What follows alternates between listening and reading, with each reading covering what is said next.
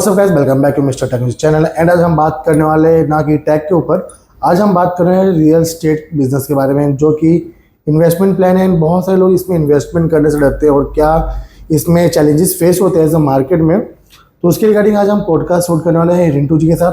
तो फिलहाल अभी मैं जो ये मीटिंग होस्ट करूँगा एंड साथ में हमारे रिंटू जी हैं, जिनसे हम बहुत सारे क्वेश्चन आंसर इस एपिसोड के दौरान हम करने वाले हैं। तो उसमें आपको बहुत सही कुछ जानने मिलेंगे एंड क्या कमर्शियल है, क्या ROI है, प्री रिलीज क्या होता है, इन सब पूछेंगे। जो रिंटू जी हमारे साथ बैठे हैं उनको नियरली 10 ईयर्स का एक्सपीरियंस है इस रियल एस्टेट फील्ड में। तो चलिए वीडियो स्टार्ट करते हैं। सबसे पहले मैं आपको इंट्रोड्यूस करता हूँ रिंटू जी से। रिंटू जी बताइए आपके बारे में हमारे दर्शकों को। मेरा नाम है रिंटू कुमार तिवारी और इस प्रोजेक्ट का सीनियर प्रोजेक्ट मैनेजर।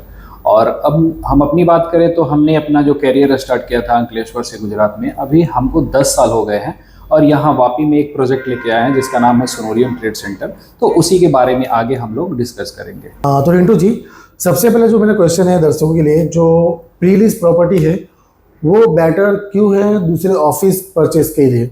अगर हम ऑफिस परचेस करें तो उसमें क्या हमें फ़ायदा है एंड प्री लीज प्रॉपर्टी में हमें क्या फ़ायदा होने वाला है? तो पहला ये क्वेश्चन है मेरा आपसे, तो थोड़ा क्लेरिफाई करिए कि हमारे ऑडियंस को इसमें हमें क्या बेनिफिट मिल सकता है। चंदन जी, आपका क्वेश्चन बहुत अच्छा है। यहाँ पे हम लोग सबसे पहली पॉइंट बताएं तो उसमें ये है कि जीरो वेटिंग रेंट है। जैसे आपको डे 1 से ही यहाँ पे रेंट मिल रहा है। और ये भी बात करें तो यहाँ पे ब्रांड हम लोग लेके आए हैं, जैसे आपका वन सेंटर मॉल हो गया, इंटरनेशनल ब्रांड विंग फास्ट हो गया।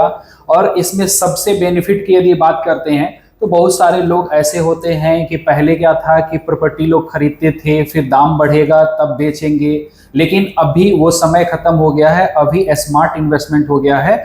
और स्मार्ट इन्वेस्टमेंट में ये है कि प्रॉपर्टी तो आप खरीद लेते हो, लेकिन इसमें यह है कि आपको कैश फ्लो नहीं आता है। लेकिन हमारे यहाँ ऐसा है कि आप यदि प्रॉपर्टी लेते हो तो कैश फ्लो रहेगा। तो आजकल के इन्वेस्टर सभी स्मार्ट फ्लो में निवेश करना चाहते हैं। इसमें बेनिफिट यही होता है कि कैश फ्लो रहेगा। आप यदि EMI पे अपना प्रॉपर्टी ले रहे हो या फिर बैंक से लोन लेके अपना प्रॉपर्टी ले रहे हो तो आपको EMI चुकाने में आसानी होगी, प्लस आपका प्रॉपर्टी का अप्रिसिएशन बढ़ेगा। तो प्री लीज प्रॉपर्टी का सबसे बेनिफिट यही होता है कि पहला आपको रेंट टाइम डे 1 से मिल रहा है, दूसरा आपका प्रॉपर्टी का भी अप्रिसिएशन हो रहा है, तीसरा आपको डे 1 से जो रेंट मिल रहा है वो मिल रहा है। थैंक यू रिंटू जी, जो आपने अच्छे से क्लैरिफाई किया कि हम प्री लीज प्रॉपर्टी क्यों ले सकते हैं एंड कंपेयर टू ऑफिस के लिए, कि हमें डे 1 से रेंट मिल जाना चालू हो जाता है, हमें रेंट के लिए वेट नहीं करना पड़ता है, ना कि प्रॉपर्टी लेने के बाद हम रेंट के लिए कोई क्लाइंट ढूंढते हैं। इन शॉर्ट आपका ये कहना था और ये बहुत अच्छे से मुझे क्लैरिफाई हुआ, साथ ही हमारे दर्शकों को क्लैरिफाई हुआ। तो जो दूसरा क्वेश्चन है हम उसके तरफ चलते हैं। We have lot of about the 27 years lease with VinFast. How does that benefit a small medium investor? छोटे इन्वेस्टर को क्या बेनिफिट मिलेगा 27 साल के लीज पे जो हम जैसे विनफास्ट का लेके आ रहे हैं कार का शोरूम? तो उससे छोटे इन्वेस्टर के लिए क्या सपोर्ट सिस्टम रहेगा, उनको क्या बेनिफिट रहेगा, उस पर थोड़ा बता दीजिए आप। वेरी गुड चंदन जी, वेरी गुड, बहुत अच्छा सवाल है आपका।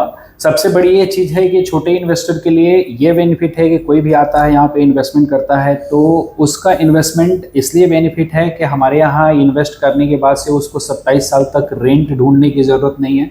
दूसरी चीज़ ये आपका पेंशन प्लान की तरह भी है कि आप यदि अभी हमारे यहाँ इन्वेस्ट करते हैं तो 27 साल तक आपको ये हमेशा एक रेंट के रूप में मिलता रहेगा। और आने वाले समय में ये आपकी प्रॉपर्टी का वैल्यूएशन है वो कंटिन्यू बढ़ता रहेगा।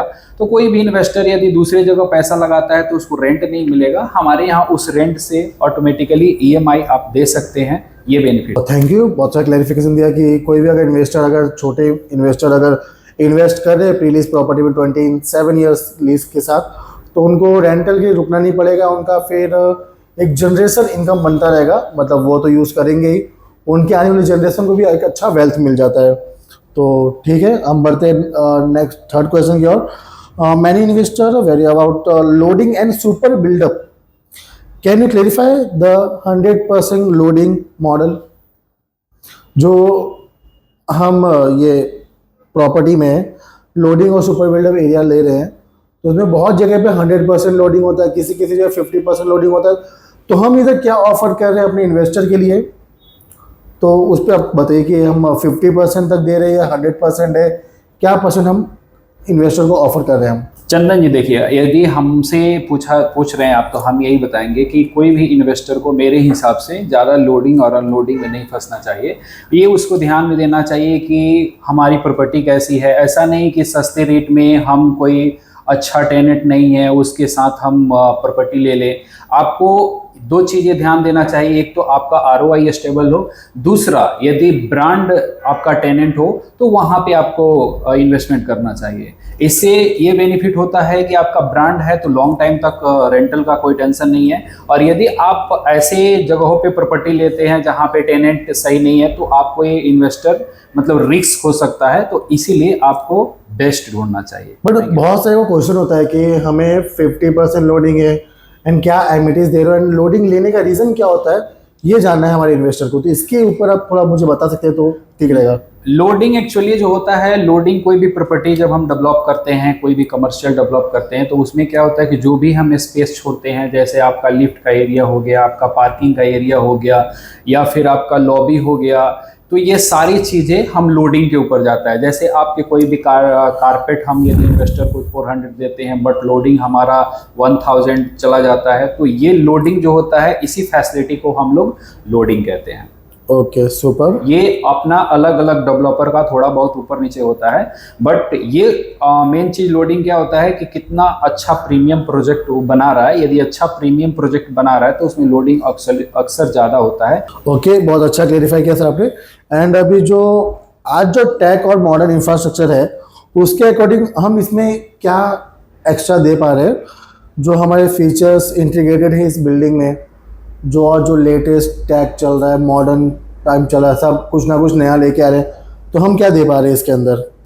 देखिए, सबसे पहली बात है कि सोनोरियम ट्रेड सेंटर एक ऐसा प्रोजेक्ट है कि ये कुछ तुलसी ग्रुप ने डिजाइन किया है, और तुलसी ग्रुप यहाँ का एकदम मतलब प्रीमियम ब्रांड है। आप कहीं पे भी किसी से भी पूछते हैं कि तुलसी ग्रुप क्या है, वो आपको अच्छे से बता सकता है इसकी वैल्यू के बारे में। दूसरी चीज़ यदि बात करते हैं तो ये हमारा जो प्रोजेक्ट है बिल्कुल NH48 टच प्रोजेक्ट है, और यहाँ पे हम लोग जो दे रहे हैं, आप कहीं पे भी देखिएगा, किसी भी कमर्शियल में देखिएगा, आपको वहाँ पे मतलब इतनी लिफ्ट की फैसिलिटी नहीं है। जैसे इस प्रोजेक्ट में हम 6 लिफ्ट दे रहे हैं, आपको बेसमेंट पार्किंग दे रहे हैं, आपको सरफेस पार्किंग दे रहे हैं, उसके बाद से आपको फायर सेफ्टी की सुविधा दे रहे हैं। तो ये सारी चीज़ें हैं, इस जो प्रोजेक्ट है इसको प्रीमियम बनाता है। ठीक है। और अगर कोई 50 लाख या फिर 5 करोड़ का इन्वेस्टमेंट अगर हमारी तो करता है, तो why should they choose this project over plotting your gold और ये अपने जो कमर्शियल हब है, उन दोनों में से आज गोल्ड का इतना हाई जा रहा है रेट उसका, तो मैं अपने अमाउंट को गोल्ड में इन्वेस्ट क्यों नहीं करूं कंपेयर टू आपके प्रोजेक्ट में इन्वेस्ट करने से?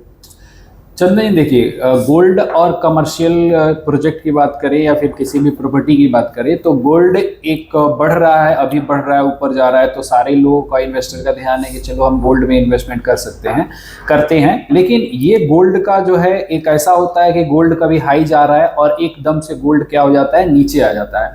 बट प्रॉपर्टी एक ऐसी एसेट्स है कि इसमें कभी नीचे आने का प्रॉब्लम नहीं होता है, ये हमेशा बढ़ता ही रहता है, हमेशा ऊपर ही जाएगा।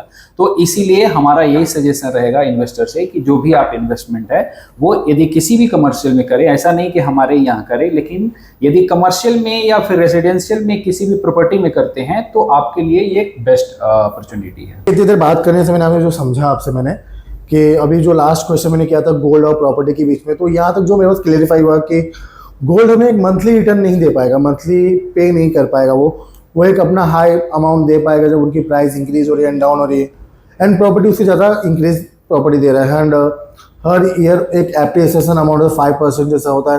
प्लस अगर मैं इन्वेस्ट करूँ तो मुझे उसका रेंट भी मिला है, तो मुझे रेंट का एक बेनिफिट मिल जाएगा जो आपने मुझे बताया अभी।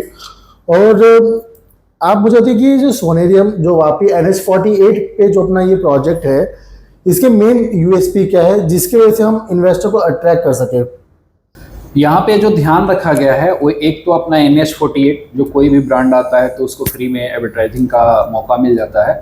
दूसरा अपना जो हम लोग टेनेंट दे रहे हैं, जो ब्रांड टेनेंट है, जैसे one centre mall, international brand है जो विंग फास्ट, ये सारी चीज़ है। और तीसरी जो बात है वो आपका जो आर्किटेक्चर ने जो डिज़ाइन किया है वो सबसे सुपर है। अगले 5 सालों में इस बेल्ट पे वापी दमन सिलवासा की कमर्शियल लैंड स्पेस जो है, हाँ देखते हैं कि क्या सोनेरियम इस एरिया का नया बिजनेस हब बनेगा।